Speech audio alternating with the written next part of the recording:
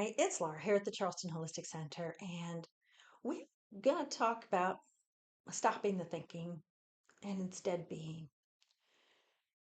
When we get the mind to shut up with its stupid statements, the majority of which are just not true, and stop listening to our own head, again, the majority of the statements are not true that our brain is coming up with. When we stop doing that and instead get really still, really quiet, really settled, and allow ourselves to then be, that's when we can end up with some crystalline clarity. Like seriously crystalline clarity. It's not the easiest state to achieve. I agree. It's really not. Because our mind wants to think. If your mind is anything like mine, it wants to think all the time. But stilling ourselves, going inward, and then kind of upward, okay? I don't know how else to describe it. But going into the void, the blackness, the 0 point, the whatever, where it's ultimate stillness, where you're not you anymore. You just exist,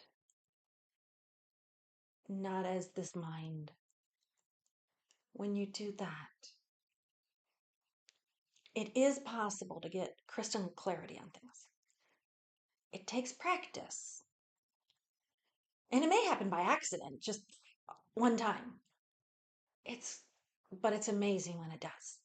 Been there, done that a couple of times. Just things come through really, really super clear.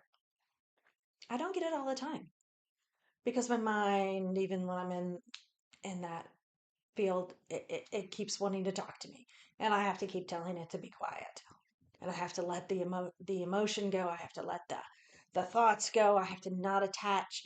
It's a process and it's practice, but sometimes you get that nice still point for a little bit,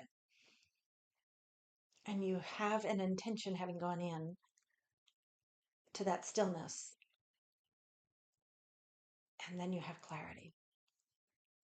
It's a beautiful thing. It takes work, and yet flow. That's the whole conundrum of it, right?